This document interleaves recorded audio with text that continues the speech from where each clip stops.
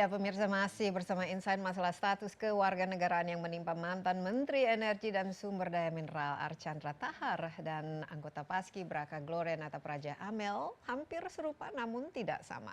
Dan untuk mengulasnya lebih dalam, saya telah bersama Satya Arinanto, Guru Besar Fakultas Hukum Universitas Indonesia. Prof. Satya, terima kasih telah bergabung bersama Insight. Memang ini lagi hangat ya pembahasan mengenai dui kewarganegaraan. Ini kita selama 20 hari katanya memiliki menteri yang mungkin statusnya warga negara asing. Nah, mungkin ke kasus Archandra ini, dan ini bisa menjadikan salah satu contoh karena siapa tahu ada orang lain yang mungkin dalam posisi yang sama. Pak Archandra sendiri katanya telah melakukan naturalisasi pada tahun 2012, yaitu berarti sudah mengambil sumpah dan menjadi warga negara Amerika Serikat. Dan baru-baru ini diangkat sebagai seorang menteri dan katanya memiliki paspor Indonesia. Jadi saat ini ya, walaupun sudah dicabut ya ininya kementeriannya istilahnya, bagaimana statusnya sebenarnya Pak Archandra statusnya ini? Sekarang ini sebenarnya jadi stateless. Status? Iya, karena dia di Amerika itu ketentuannya kalau dia bisa berkewarganegaraan ganda, tapi kalau dia menjadi pejabat di negara lain, dia akan dianggap lepas gitu warga negara Amerika. Nah, kasus ini bisa terjadi dan banyak sampai sekarang warga negara Indonesia yang ada di luar negeri yang mungkin karena perkawinan atau apa mereka tinggal di luar negeri yang masih diam-diam memang memelihara dalam tanda petik paspor Indonesianya. Karena itu mereka perlukan. Ya. Nah, ini jadi statusnya stateless berarti tidak memiliki kewarganegaraan sebenarnya begitu. apapun. Tapi saya dengar kan dibantu oleh Kumham untuk proses.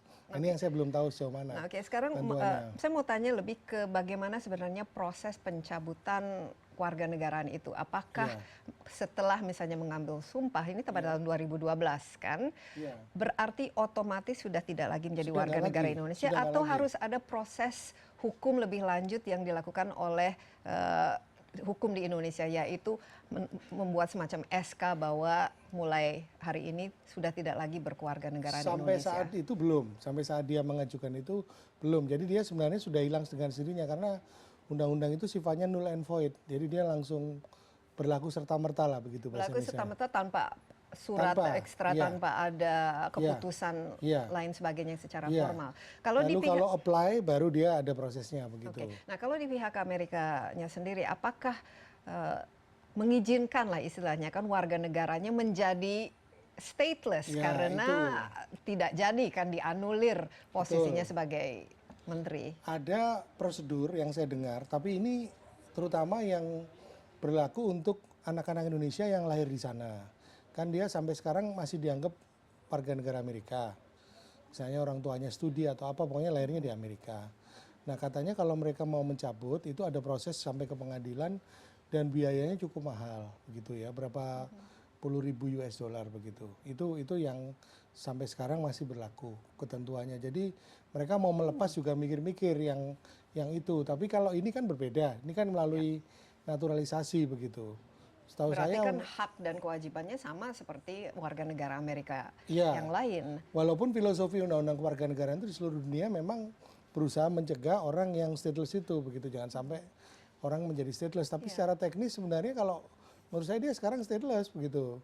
Tapi stateless ini anomali ya, sebenarnya kan tidak, orang kan harusnya tidak boleh dalam posisi stateless kan? Harusnya nggak boleh. Dan itu diantisipasi waktu kita menyusun Undang-Undang 12 2006 itu juga diusahakan supaya itu bisa mengakomodir yang stateless. Bahkan akhirnya mengakomodir kewarganegaraan ganda kan. Nah kalau misalnya sekarang Pak Archandranya ingin kembali ke Amerika Serikat, ini masih bisa dengan menggunakan paspornya. Nah, makanya ini kan saya belum tahu karena maksudnya tercantumkan stateless itu kan apakah harus ada secara formal kewarganegaraannya di Amerika dicabut atau yang saya tahu yang anak karena lahir di sana yang asasnya ius soli kan dia berdasarkan tempat kelahiran, itu ada dia membuat prosedur dan dia ada pernyataan di pengadilan. Tapi yang ini saya belum studi lebih lanjut yang untuk sudah dewasa kemudian naturalisasi berbeda kan statusnya. Ini unik sekali ya kasusnya Pak. Satya melihatnya ini bagaimana? Karena kan untuk misalnya sekarang stateless dan harus apply lagi, harus minta menjadi warga negara Indonesia. Nah itu kan juga ada undang-undangnya, ada prosedurnya dan memerlukan waktu yang cukup panjang. kelihatannya mungkin dia akan diupayakan mungkin pakai prosedur yang lain saya kira. Apa saya duga seperti beberapa atlet waktu itu pemain sepak bola itu kan ditolong begitu. Walaupun dulu ada di masa Orde Baru itu seperti Ivan Ali itu udah berkali-kali berjasa buat Indonesia, statusnya warga negaranya lama sekali waktu itu untuk bisa dapat WNI. Ya, tapi kan prosesnya kan lama, tidak mungkin 1-2 minggu atau 1-2 bulan kan biasanya kan. Enggak, lama waktunya. Dan yang sekarang undang-undang baru kan, kalau dulu Ivan Ali kan masih undang-undang 62 tahun 58 begitu.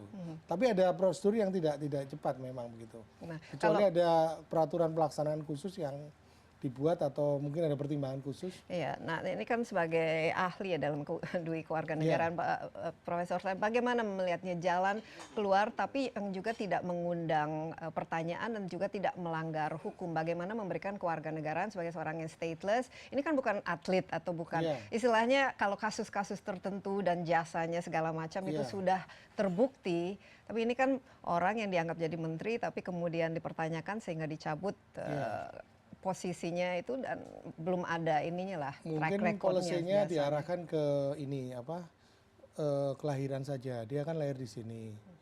Jadi ada memang filosofinya Undang-Undang Kewarganegaraan Indonesia itu sejak pertama kali Indonesia merdeka, yaitu Undang-Undang Nomor 3 Tahun 46. Itu dasarnya ius soli juga kita sebenarnya.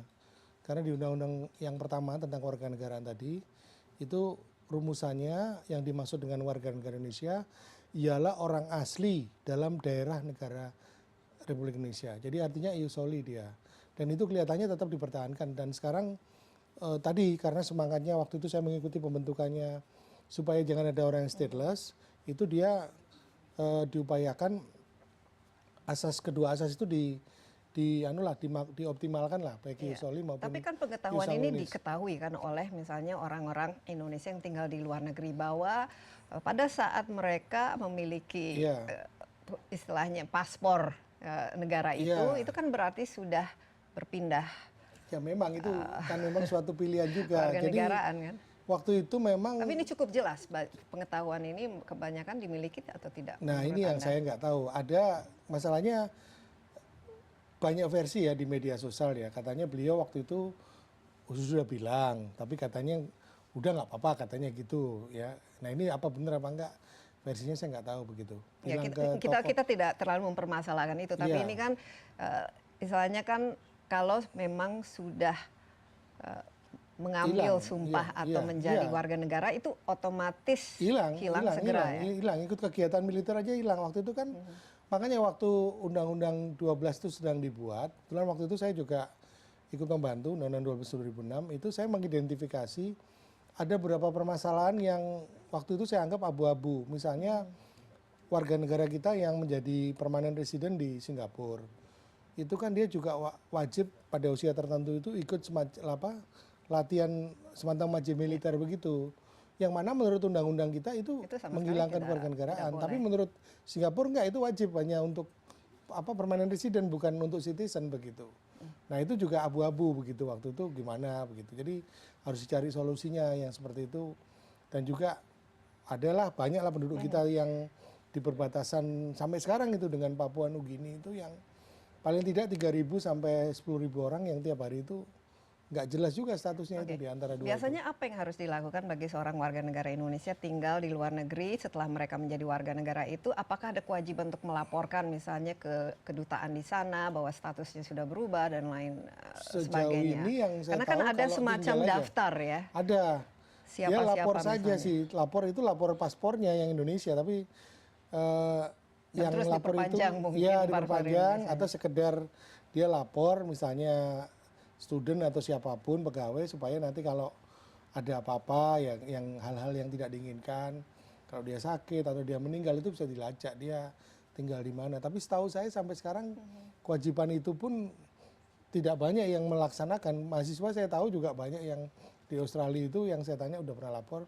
Belum nggak tahu juga di mana. Mungkin juga perlu ada sosialisasi karena mungkin ada anggapan bahwa kalau masih walaupun sudah warga negara tapi kalau masih bisa pegang paspor Indonesia, masuk ke Indonesia menggunakan paspor Indonesia, tapi ke luar negeri menggunakan paspor lain. Itu makanya gray area-nya di situ. Makanya sekarang saya pikir mungkin di masa depan itu tidak bisa lagi karena sekarang kan Sistemnya semua sudah online dan setahu waktu itu sekarang. belum 100%. Sekarang memang sudah mulai yang dengan chip itu mungkin tidak bisa lagi seperti itu. Iya. Tapi belum semua kan juga di Indonesia belum semua orang paspornya dengan sistem yang paling baru itu belum semua. Ya, tapi kedepannya mungkin dengan adanya globalisasi dan setahu saya juga kalau Iya. sekarang ke Amerika Serikat ini Iya. semuanya sudah online dan itu sudah kelihatan ya Betul. istilahnya pergerakan itu di mana dan Iya. lain sebagainya. Ini mungkin Kecuali ada peraturan yang memungkinkan keluarga negara ganda nanti begitu. Oke, jadi saat ini stateless, tapi stateless ini bukan suatu situasi yang diperbolehkan secara Tidak boleh, undang-undang kita juga undang-undang sebenarnya mau juga tidak menghindari, boleh. dia mau menolong mungkin, makanya kelihatannya dibantu dan kemarin lihat di berita Iya. beliau menghadap presiden.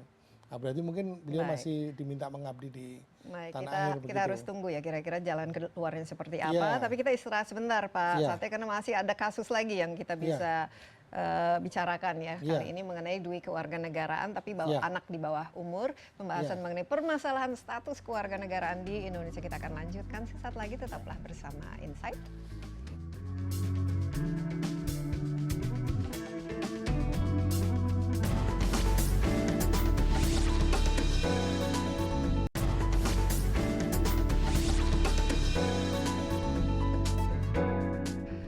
Ya, Indonesia tidak menganut sistem kewarganegaraan ganda. Status dui warga negara berlaku terbatas, yaitu hanya bagi anak dari pernikahan campur hingga anak itu berusia 18 tahun. Kita kembali lanjutkan pembahasannya. Saya masih ditemani oleh Satya Arinanto, Guru Besar Fakultas Hukum Universitas Indonesia. Pak Satya, ini kasusnya sebenarnya lucu, bisa bersamaan ya kasus warga negaraan ini. Nah, kali ini untuk anak di bawah usia umur, ibunya seorang Indonesia, warga negara Indonesia, bapaknya seorang Perancis, dan ini dikatakan bahwa ya kalau ingin menjadi paskibraka harus warga negara Indonesia dan lain sebagainya.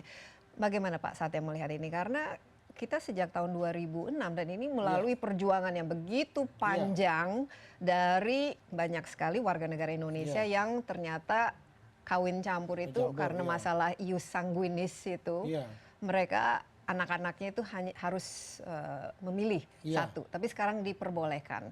Bagaimana Anda melihat kasus ini? Kebetulan dulu saya ikut membantu penyusunan RUU itu, termasuk juga waktu itu ada sekelompok ibu-ibu yang masuk dalam organisasi namanya KPC Melati, singkatan Keluarga Perkawinan Campur Melalui Tangan Ibu.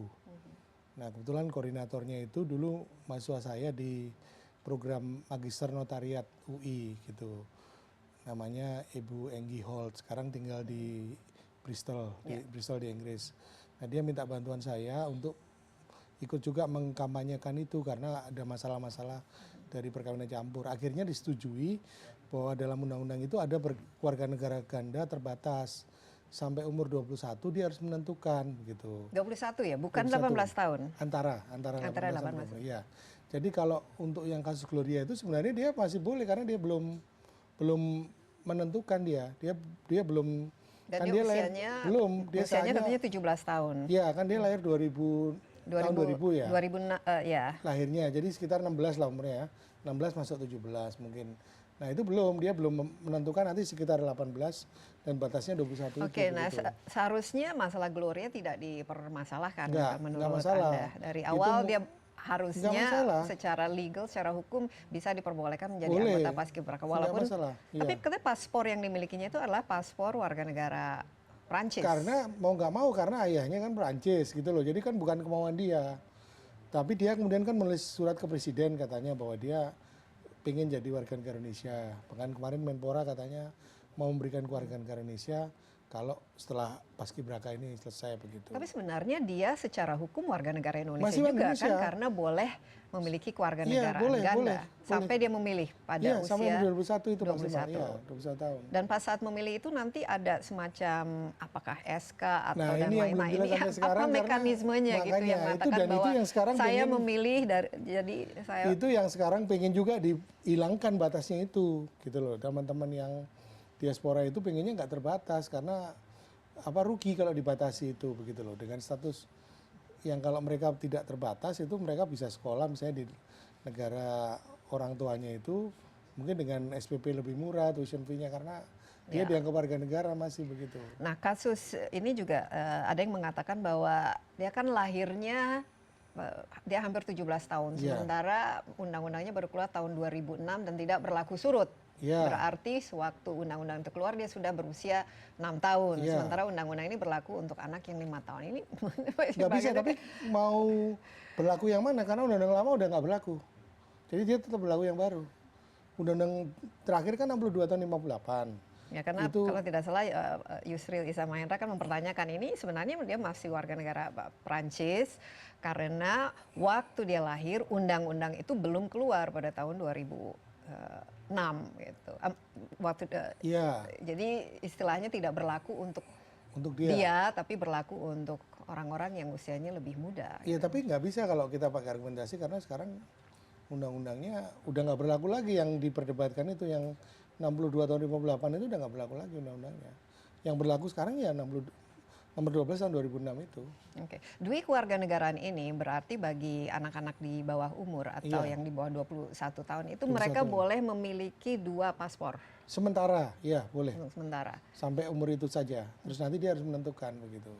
Nah, mekanisme penentuannya itu kembali lagi saya tanyakan. Ada itu, apa agak detail itu. Dan kepada siapa? Ada itu dengan Kementerian Hukum dan HAM itu.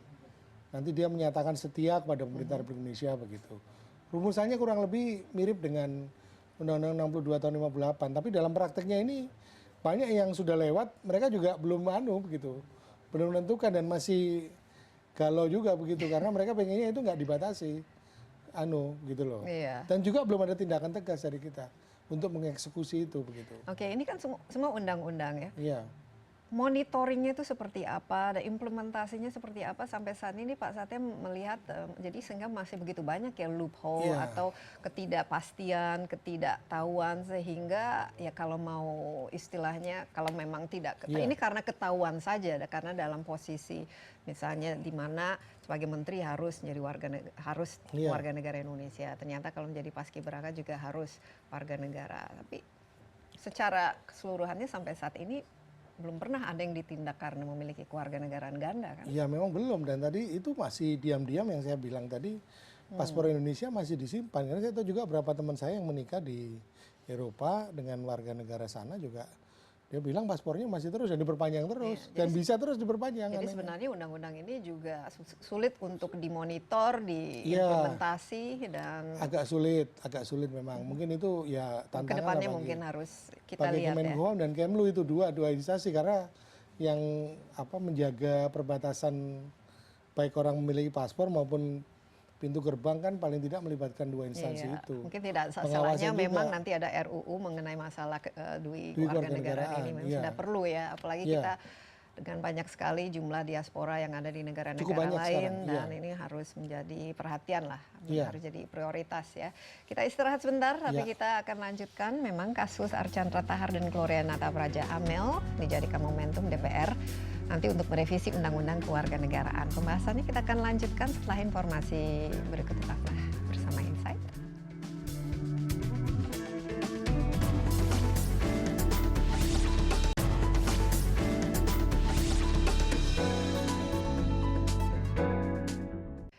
Ya, Anda masih bersama Insight. Kasus Archandra Tahar dan Gloria Natapraja Amel dijadikan momentum DPR untuk merevisi Undang-Undang Nomor 12 Tahun 2006 tentang kewarganegaraan. Nah, Ketua DPR Ade Komarudin mengatakan ada peluang revisi Undang-Undang Kewarganegaraan itu menjadi program legislasi nasional prioritas tahun ini. Sementara itu, Wakil Ketua DPR Taufik Kurniawan menilai Indonesia itu menganut asas kewarganegaraan tunggal.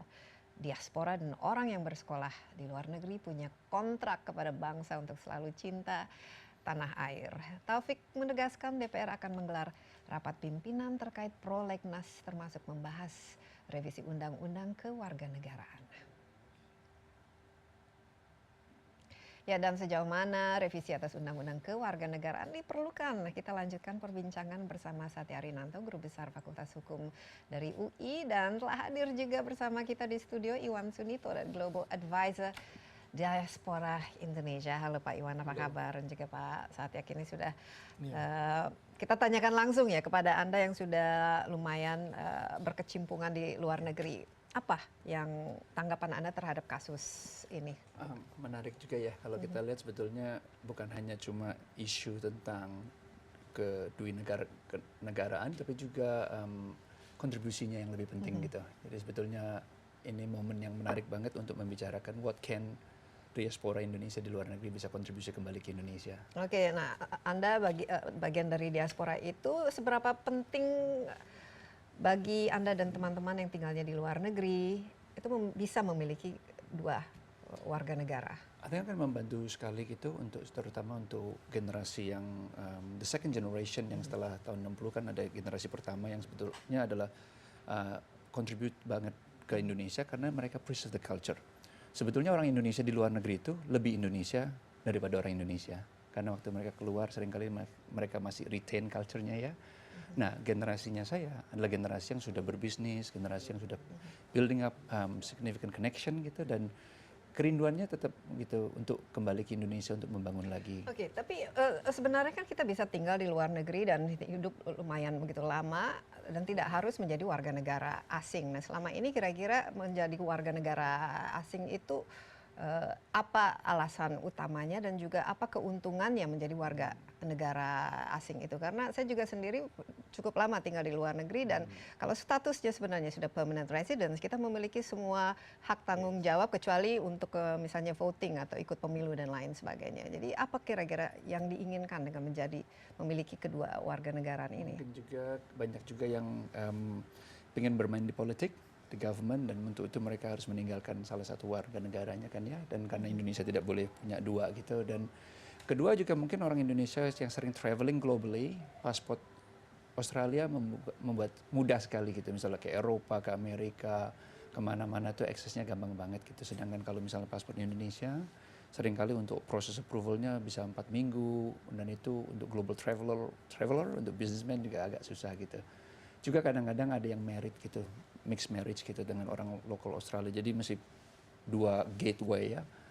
That's a problem gitu. Jadi lebih ke masalah practicality ya. Yeah. Dan tidak ada kaitannya mungkin dengan nasionalisme atau kurangnya kecintaan ini. Mungkin saya tanya kepada Pak Satya, karena kita Indonesia tidak seperti negara-negara lain, memang harus warga negaraan itu tunggal ya.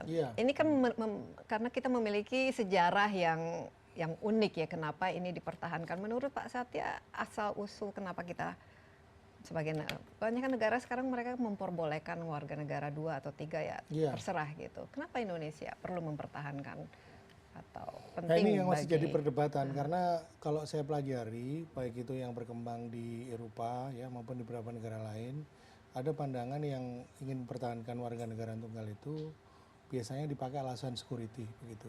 Keamanan ya. Ya, itu yang salah satunya. Contohnya untuk apa keamanannya? Ya banyak lah, termasuk misalnya banyak contoh kalau ada konflik kepentingan antara dua negara itu, dia nanti ikut yang mana. Ini pihak yang keberatan ya, pihak yang keberatan. Atau misalnya dua negara itu berperang begitu, nanti dia loyalitasnya kemana dan lain-lain begitu. Itu yang sekarang berkembang, dia yang pihak yang kontra terhadap hal itu gitu. Kalau masalah nasionalisme dan lain sebagainya, menurut Anda masih relevan atau penting sebagai negara Indonesia memperjuangkan lah istilahnya? Itu salah satunya, tetapi itu di beberapa negara Eropa itu dianggap ya dengan memperjuangkan nasionalisme itu juga bisa dengan kewarganegaraan ganda begitu. Tadi disebut Pak Iwan itu tadi begitu. Itu pandangan yang pro tadi begitu. Nah, Pak Iwan, kira-kira ini seberapa sulit bagi seorang Indonesia misalnya membangun bisnis, membangun karir di luar negeri sehingga ya haruslah memiliki paling tidak warga negara tempat itu dan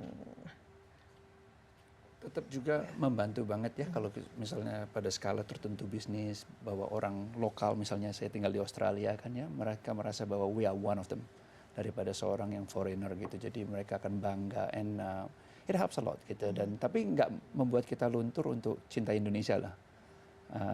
Kayaknya orang Indonesia tuh masih tetap dimanapun berada, pergi pun juga tetap kumpulnya dengan kampung Indonesia.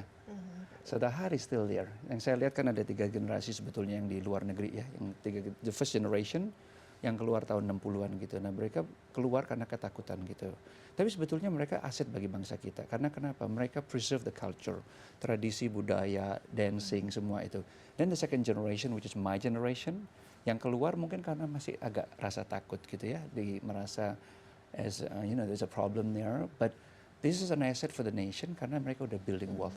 And then the third generation sebetulnya adalah yang the new generation, the disruptor, the borderless generation. Mereka sebetulnya juga a transient generation. Nah, mereka tidak melihat bahwa tinggal di luar negeri itu penting. Malah kebanyakan mau pulang ke Indonesia. Kan pulang ke Indonesia dan berkontribusi terhadap Indonesia. Setahu Anda berapa banyak orang yang diaspora yang memang sudah atau orang Indonesia akhirnya sudah memiliki warga negara di tempat mereka tinggal, Amerika atau Australia, tapi juga masih memegang paspor Indonesia itu. Ini sebuah tren juga atau sebuah kebiasaan yang Anda lihat? Setahu saya kalau yang jaga-jaga begitu. Setahu saya kebanyakan tuh masih tetap pegang Indonesian passport gitu ya. Jadi kalau mereka bisa dapat PR, mereka akan tetap ambil itu. Tapi bagi yang mungkin sudah mulai ada tren sedikit, mereka akhirnya memilih salah satu atau citizenship di negara Australia atau di luar negeri. Contohnya, kalau seandainya mereka sudah punya anak kan, anaknya mau nggak mau tetap citizenshipnya di negara misalnya Australia atau Amerika. Jadi convenient aspect dan merasa safety juga kadang-kadang kalau mereka ke negara-negara yang agak rawan and they feel like they're being protected gitu ya. So it's a trend, tapi menurut saya tapi mereka mungkin masih memegang dan memperpanjang paspor Indonesianya untuk menjaga-jaga itu. Pemahaman terhadap bahwa Indonesia itu sebenarnya tidak boleh memiliki warga negara ganda ini ada gitu sebenarnya. Saya rasa semua orang Indonesia tahu kalau Indonesia tidak bisa punya dua warga negara. Tapi masih lebih baik mungkin mengambil resiko untuk itu karena takut kehilangan warga negara Indonesia. Karena ini. tetap aja masih sering pulang ke Indonesia gitu. Kampungnya ya tetap di Indonesia walaupun sudah 20-30 tahun di luar negeri. Jadi ini menarik sebenarnya kan this is not a criminal issue istilahnya lah Pak Tate. Kalau memang nanti direvisi, poin-poin apa saja yang harus direvisi supaya tidak ada masalah konflik batin yang kegalauan ini pada diaspora Indonesia. Ya waktu itu saya memang diminta teman-teman Indonesian Diaspora Network itu mulai tahun lalu itu untuk coba di-studi dulu. Ini lagi saya pelajari. Jadi menyusun semacam naskah akademik gitu. Cost and benefitnya apa segala macam ya. Waktu itu kita diadakan mengikuti roadshow di 5 kota di Amerika, bertemu dengan teman-teman diaspora di sana gitu ya. Mereka menyatakan itu tadi tetap cinta Indonesia, berkontribusi tiap tahun banyak sekali remitansi yang masuk, uang Indonesia dari TKI aja itu sudah besar padahal belum yang lain. Kira-kira kan mungkin sekarang sekitar 6-10 juta diaspora kita di luar negeri. Ya lumayan itu ya, dari jumlah penduduk yang 250 juta itu kan 1/25-nya dari di luar negeri. Dan potensinya cukup besar. Jadi sejauh mana itu bisa diakomodir lah. Diakomodir. Memang dalam prolegnas itu sudah ada daftar yang terkait ini rencana perubahan Undang-Undang 12 tahun 2006. Jadi di situ perubahan. Jadi bukan RUU baru bukan. Tapi bisa juga kalau yang dirubah terlalu banyak secara teknis perundang-undangan ya harus bikin RUU baru. Itu kita belum tahu karena waktu itu Pak Menkumham mengatakan paling cepat itu baru bisa dibahas 2017 waktu itu. Makanya tahun ini ya mungkin dengan adanya kasus ini bisa dipercepat dan dijadikan prioritas. Kemarin anggota DPR tadi pagi juga saya lihat di televisi lain mengatakan ya di samping dia bilang keberatan itu dia bilang tahun ini udah penuh jadwal RUU begitu. Sampai akhir sidang Desember itu. Jadi paling cepat juga tahun depan begitu. Kalau memang disetujui oleh yang lain begitu. Baik, ini masih pembahasannya masih terus bergulir ya. Kita istirahat sebentar juga Pak Iwan, tapi kita lanjutkan pembahasan mengenai revisi Undang-Undang Kewarganegaraan sesaat lagi. Tetaplah bersama Insight.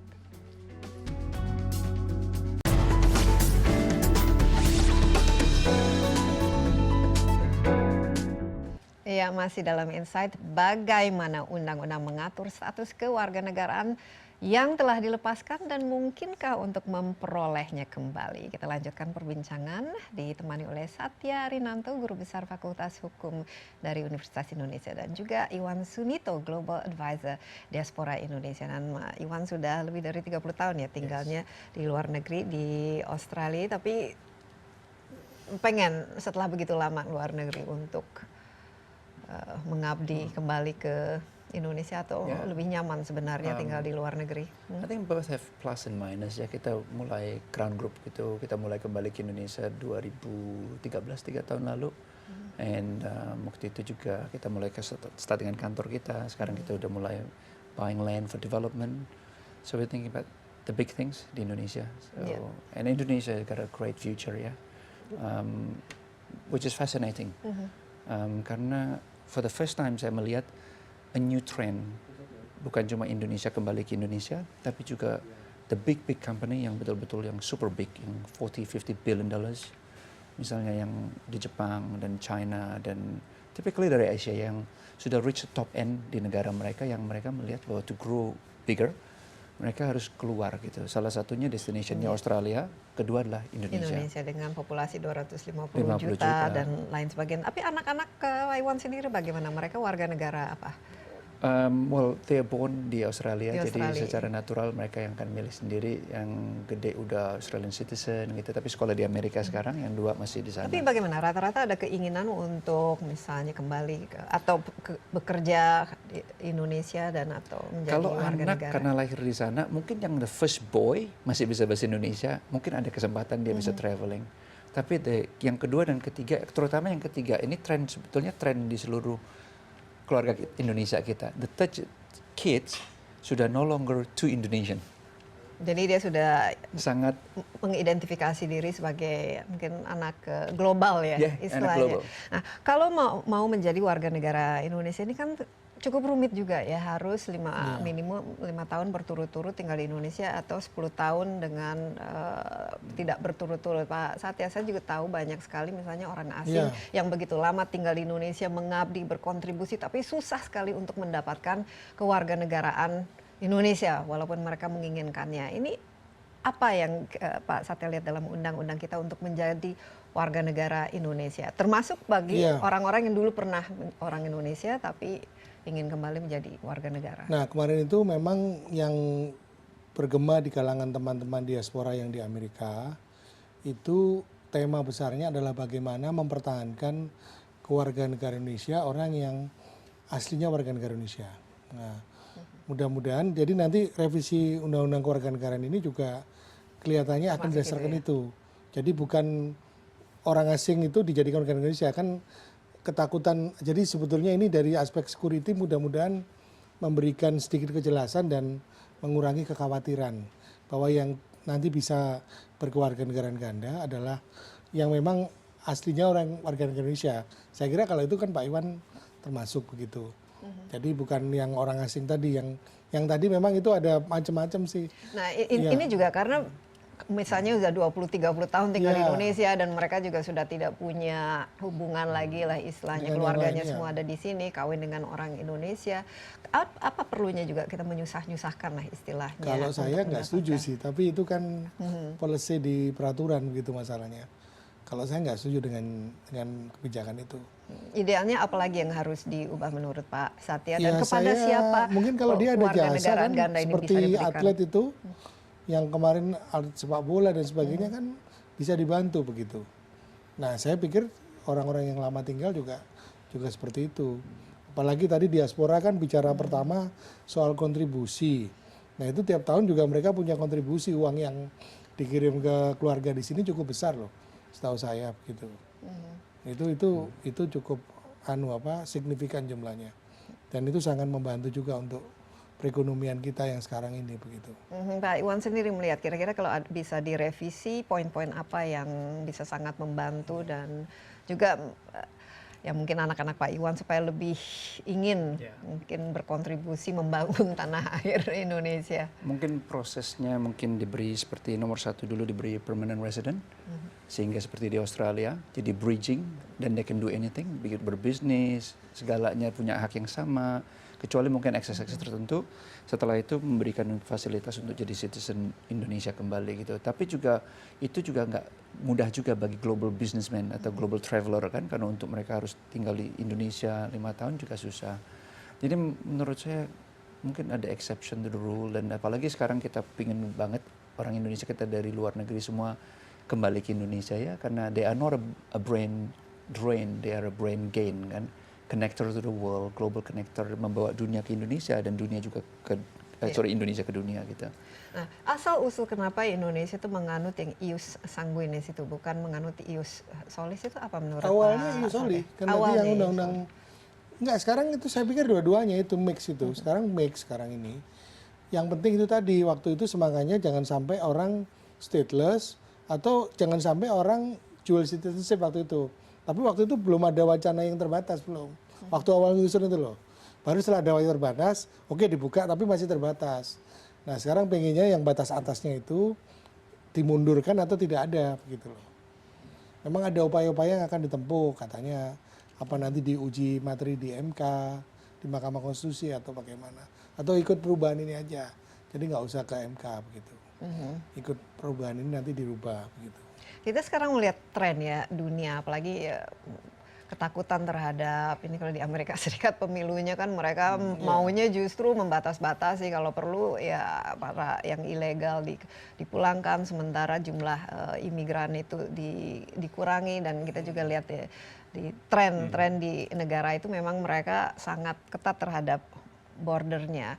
Nah, masalah kewarganegaraan ini secara ini kan masalah politik juga ya, Pak Satya.